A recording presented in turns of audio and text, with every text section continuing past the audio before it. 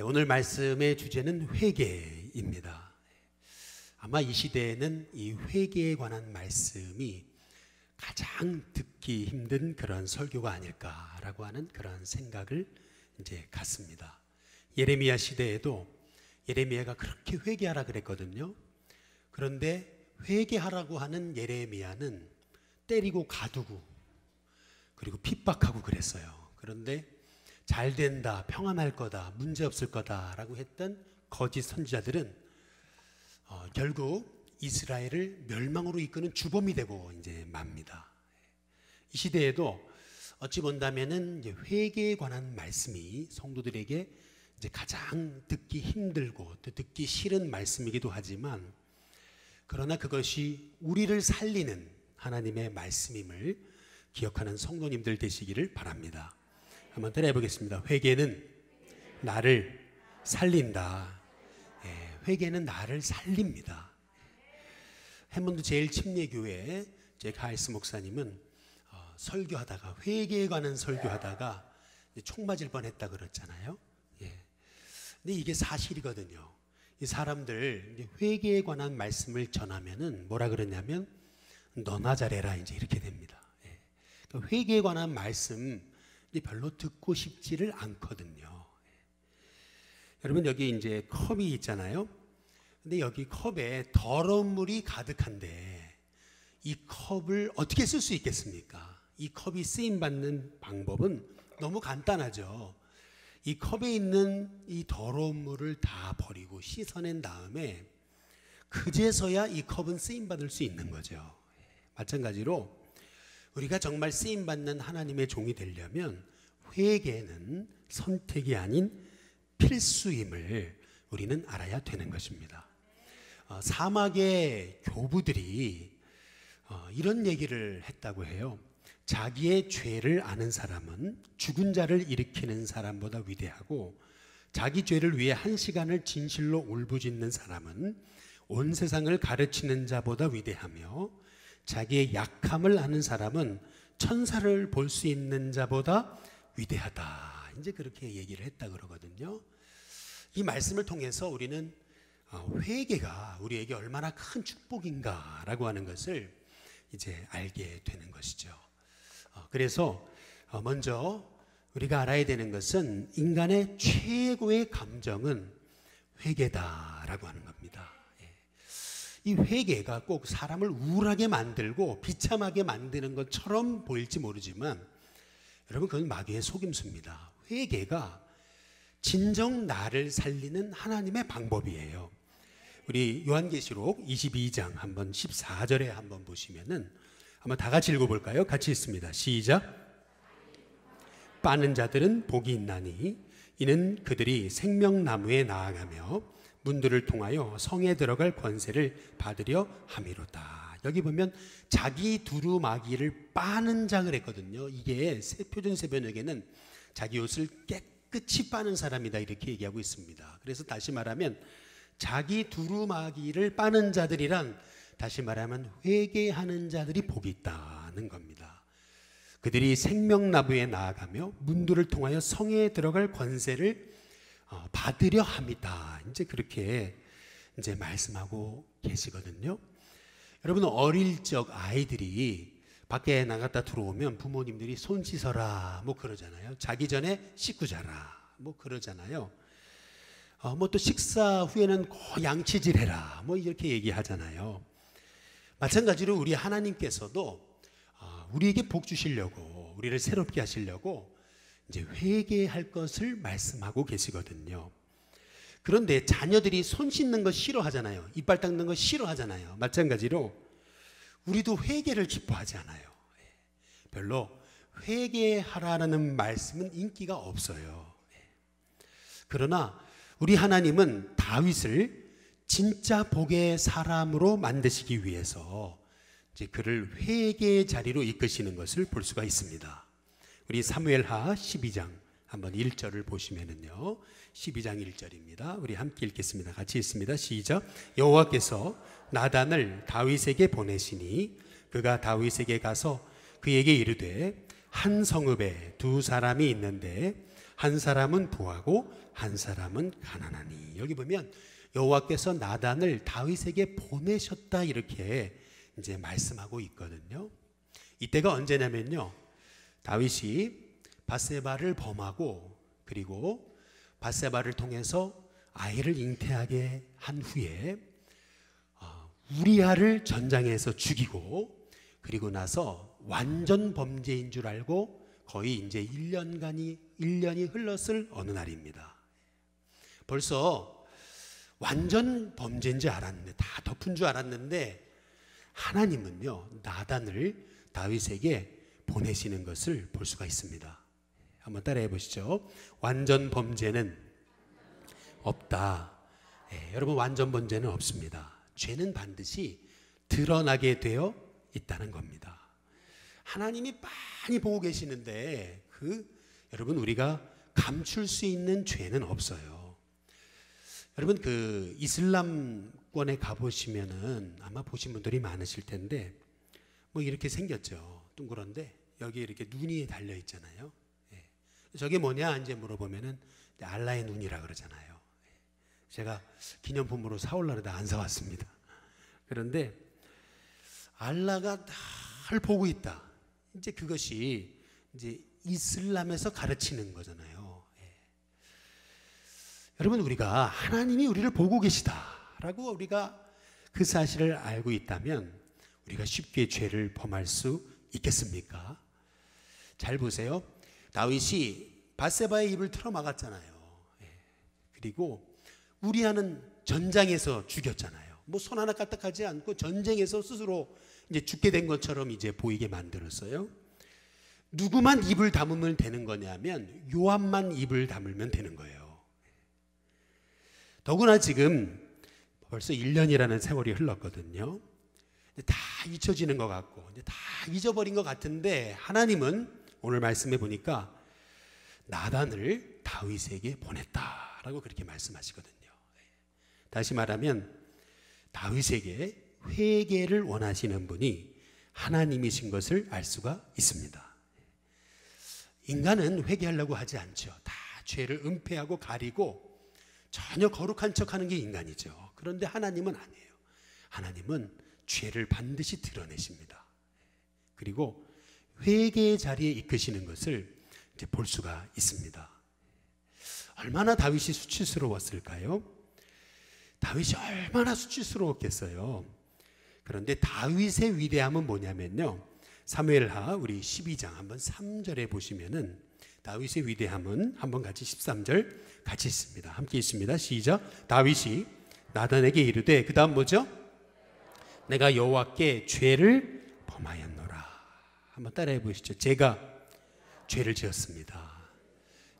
여러분, 1년 지났습니다. 다 은폐됐어요. 지금 밧세바하고 요압만 입을 막으면 되는 거예요. 왕이면 얼마든지 그 사람들 쥐도 새도 모르게 죽일 수 있는 사람이 왕입니다. 얼마든지 그 죄는 다 덮을 수 있어요.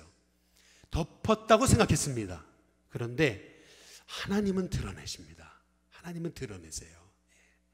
우리가 여기서 알 수 있는 것은 뭐냐면은 하나님은 회개를 원하신다라고 하는 것입니다. 그 회개는 나를 비참하게 만드는 것이 아니라 오히려 나를 살리는 회개라고 하는 것입니다.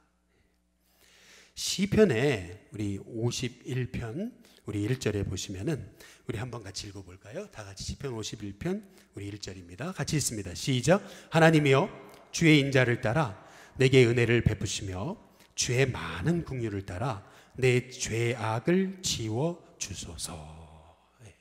밧세바를 간음한 다음에 죄가 드러났을 때 다윗이 했던 회개의 기도인 것을 이제 볼 수가 있습니다. 여기 보면은 주의 인자를 따라 그리고 은혜를 베푸시어서 많은 긍휼로 내 죄악을 지어달라 이렇게 얘기하거든요. 정말 할 수만 있다면 내 죄악을 없애달라고 이제 하나님 앞에 간구하는 이제 이 다윗의 모습을 우리가 좀 주목해 볼 필요가 있습니다. 한번 야고보서 우리 5장 한번 16절 한번 읽어보실까요? 같이 읽습니다. 함께 읽습니다. 시작. 너희 죄를 서로 고백하며 병이 낫기를 위하여 서로 기도하라. 의인의 간구는 역사하는 힘이 큼이니라. 여기 보면은 너희 죄를 그다음 뭐죠? 서로 고백하며 이제 이렇게 예고되어 있잖아요. 이제 많은 분들이 그런 얘기 하거든요. 아니 죄는 하나님과 나 사이만 알면 되지. 뭐 사람들한테 고백하냐 이제 이렇게 얘기하는데 이제 성경은 거꾸로예요. 성경은 죄를 고백하는 것이 용기 있는 행동이다라고 그렇게 이제 말하고 있는 것을 이제 볼 수가 있습니다. 다윗은요 죄를 가리지 않아요. 나는 모르는 일이라고 얼마든지 할 수 있는 상황인데 다윗은 내가 죄를 지었습니다 라고 그렇게 말하고 있어요. 내 죄악을 지워달라고 이제 그렇게 고백하고 있는 거거든요. 한경직 목사님이 쓰신 나의 감사라고 하는 책이 있어요.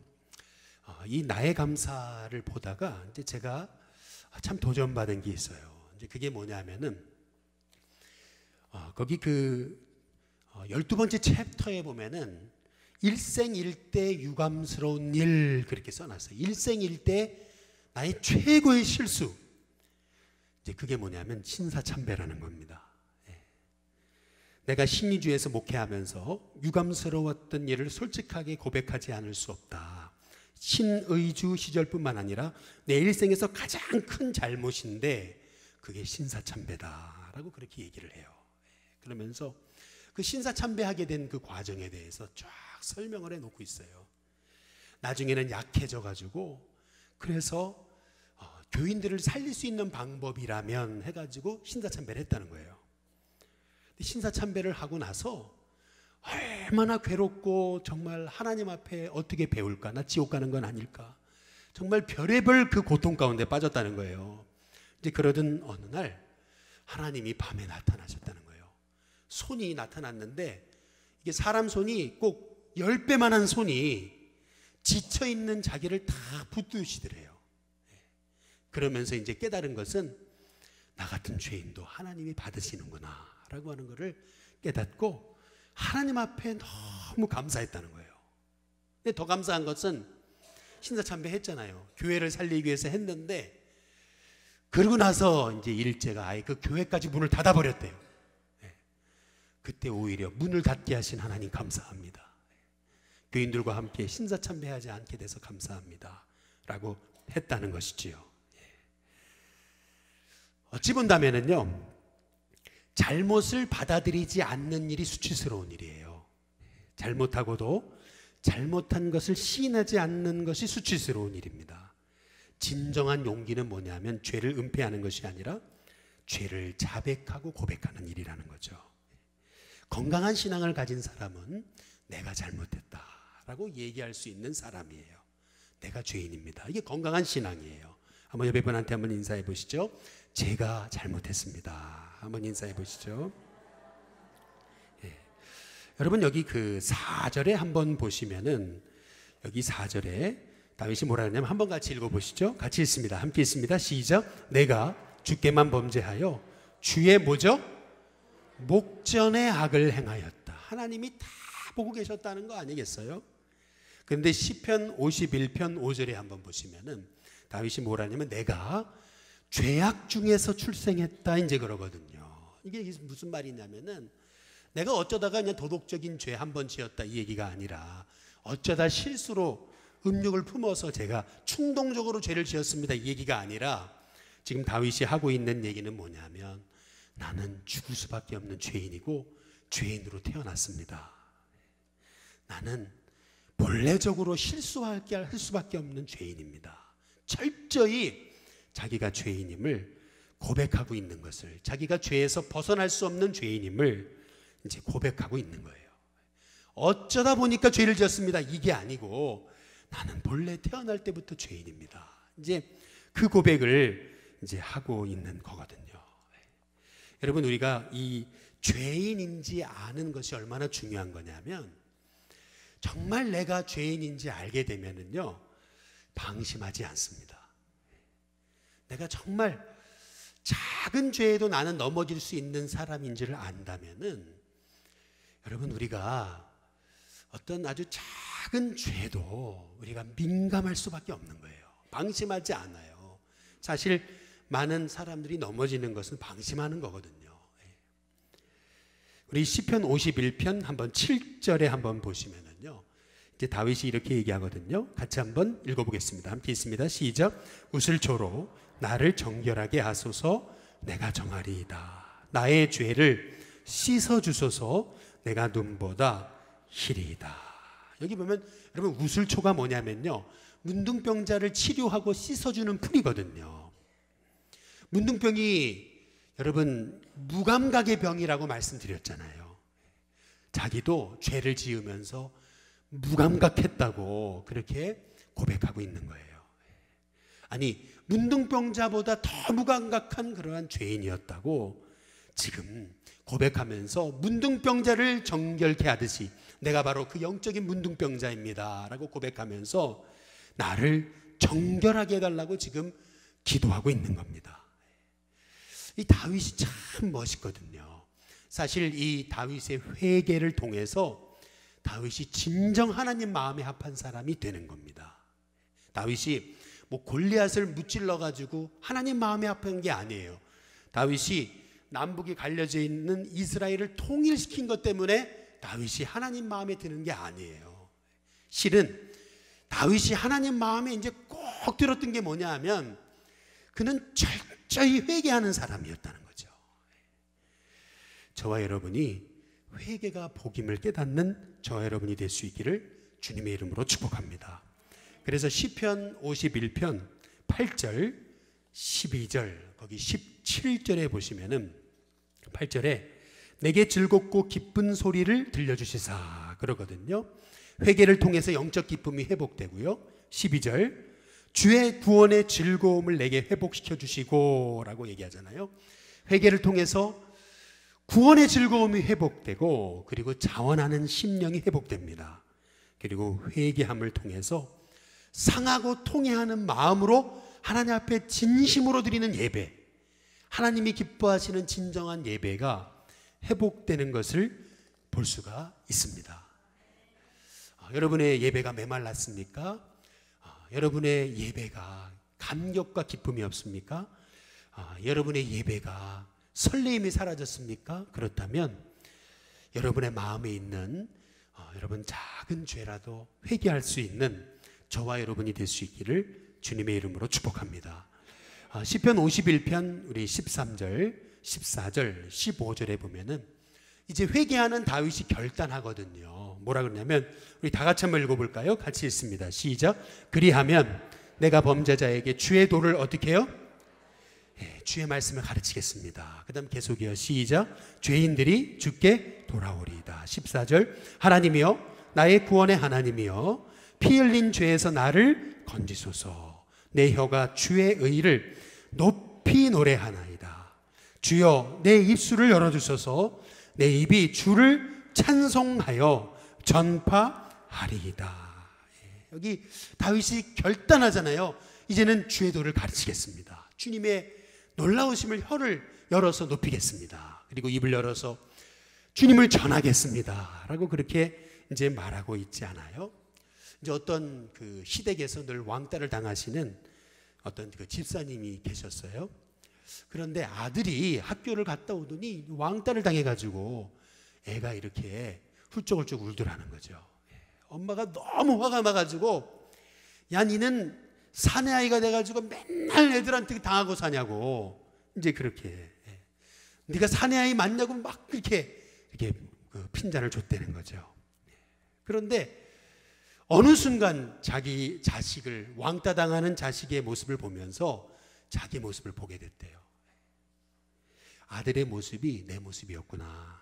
이제 그것을 깨닫고 아들을 책망할 것이 아니고 이 아들의 모습이 내 모습인데 라고 깨닫고 하나님 앞에 철저히 회개했다는 것이죠. 회개의 축복이 있다면 나의 문제와 죄를 볼 수 있기 때문에 여러분 회개가 축복이에요. 회개를 통해서 내가 변화되고 달라지거든요. 저는 다윗의 위대함은 죄를 지적하는 나단을 향해서 옳소이다 라고 한 겁니다. 옳소이다. 한번 따라해 보시죠. 옳소이다. 죄를 지적하면 뭐라 그러냐면 대부분의 사람은 네가 뭔데잖아요. 네가 뭔데. 그런데 다윗은 아니잖아요. 왕의 자리에 있는 그 권세자가 나단이라는 선지자가 와가지고 노골적으로 당신이 죄인이라고 얘기하지만 다윗이 뭐라 그래요? 옳소이다, 내가 죄인입니다 라고 고백하잖아요. 저는 이게 다윗의 위대함이라고 생각하는 거예요. 하나님이 얼마나 다윗을 기쁘게 보셨을까라고 하는 겁니다. 저는 우리 일신교회 성도님들, 회개가 축복이고 회개가 나를 살리는 것임을 잊지 않고 기억하는 우리 성도님들 될 수 있기를 주님의 이름으로 축복합니다. 정말 죄 사함을 경험한 사람들은 우리 마태복음 9장 2절 말씀 한번 읽어볼까요?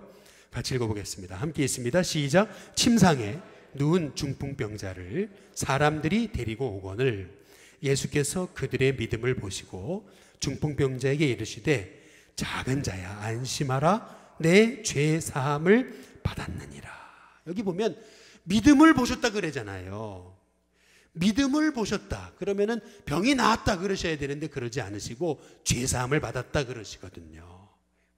여기 침상에 누운 중풍병자는 사람들이 들 것에 들어야지만 예수님 앞에 올 수 있는 사람이에요. 어찌 본다면은 이 중풍병자처럼 저와 여러분의 가정과 교회에도 이렇게 불편을 끼치는, 사람들을 힘들게 하는 그러한 사람이 있더라는 거죠. 그런데 나의 죄를 보는 사람이 가득한 공동체는 그 사람 탓하지 않고 오히려 나의 죄를 보면서 그러한 중풍병자를 끌어안는 이제 그러한 공동체가 된다는 겁니다. 진정 자기 죄를 볼 줄 아는 사람, 공동체는 정죄하지 않고 사람을 밀쳐내는 것이 아니라 자기의 죄를 보기 때문에 어떤 죄인도 용납할 수 있는 하나님의 종이 되더라는 거예요. 그래서 정말 나의 죄를 볼 줄 안다면 우리의 공동체는 결국 우리 한 사람만이 아니라 모든 사람이 살아나는 공동체가 된다는 거죠. 바라기는 저와 여러분 가운데 이 다윗처럼 은폐하고 싶은 죄, 드러내고 싶지 않은 죄, 그것까지도 하나님은 회개하기를 원하신다는 사실을 생각할 때 저와 여러분이 회개가 축복임을 깨닫고 회개하는 자리에 나가서 기도하는 것이 여러분의 삶에 가장 은혜의 자리가 될 수 있기를 주님의 이름으로 축복합니다.